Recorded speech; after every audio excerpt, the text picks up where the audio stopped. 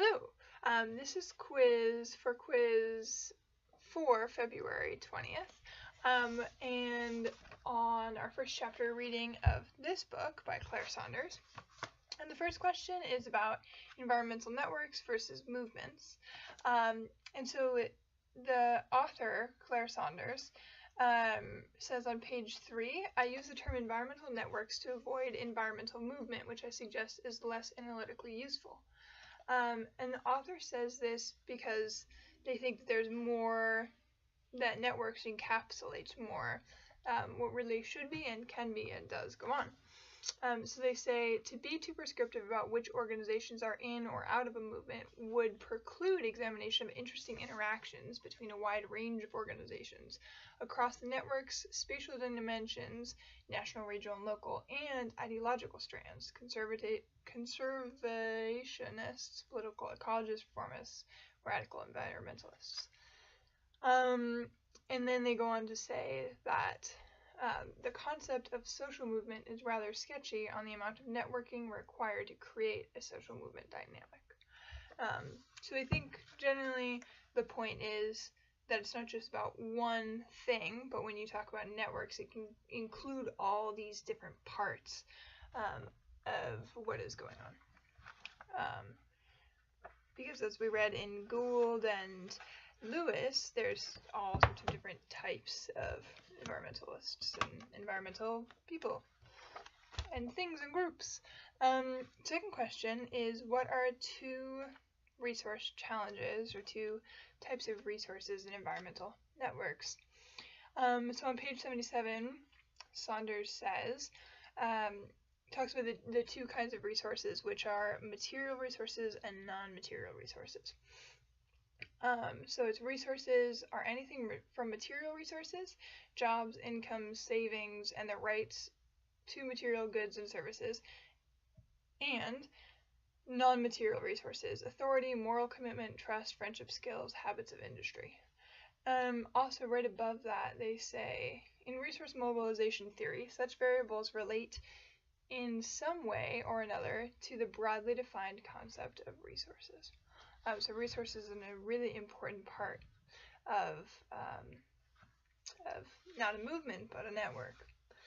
And then for question number 3, what I thought was interesting was something that I've thought about a lot and sort of personally witnessed, is on page 38 in the chapter about environmental movements or networks.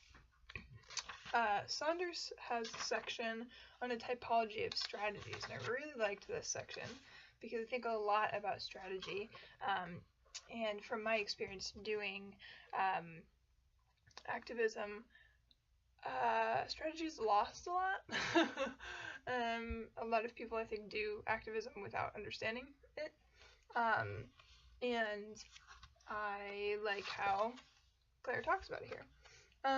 One thing in particular that I have found can be lost, so I did Occupy Wall Street, and I also have done a lot of other activism. I did a lot of offshoots of Occupy in New York City, and then I've also done stuff here in Portland, help with stuff on campus, and a bunch of different things. But something I've found, especially at sort of a less national level, like something on campus, is people don't think about the negotiation piece of it, as Claire talks about here. Thus, I've developed a set of idealized relationships that environmental organizations may have with various levels of governance. So that relationship, and any activist book I've read talks a lot about what is that relationship? That relationship is super important, and knowing what you want that relationship to be like and deciding that and having your tactics go around that is really important. And I think that's a piece that a lot of amateur activists are not aware of, and I think it messes them up a lot. So that's what Claire talks about, and talks about 5 different levels that they made up. So positive, there's a frequent relationship between the two. Ambivalent, there's a little bit of a relationship, but it's usually the organization that is talking to the government. Contingent, there's receptiveness from the government. Negative, the organization unsuccessfully attempts to influence the government, or has become blacklisted, or there's no relationship, which is sort of what I was speaking to, is that I think most of the time there's not, and I think that is a lot of times unintentional. I think it's unthought about. It's sort of like the environmental organization has no relationship with the government council. It prefers alternate campaign targets or does not work at that level. And that sometimes that can be a really important strategy, but I think also it can be a mistake as well. We can talk about that more if you would like. Cool. That's it for now. I hope that works well as a quiz.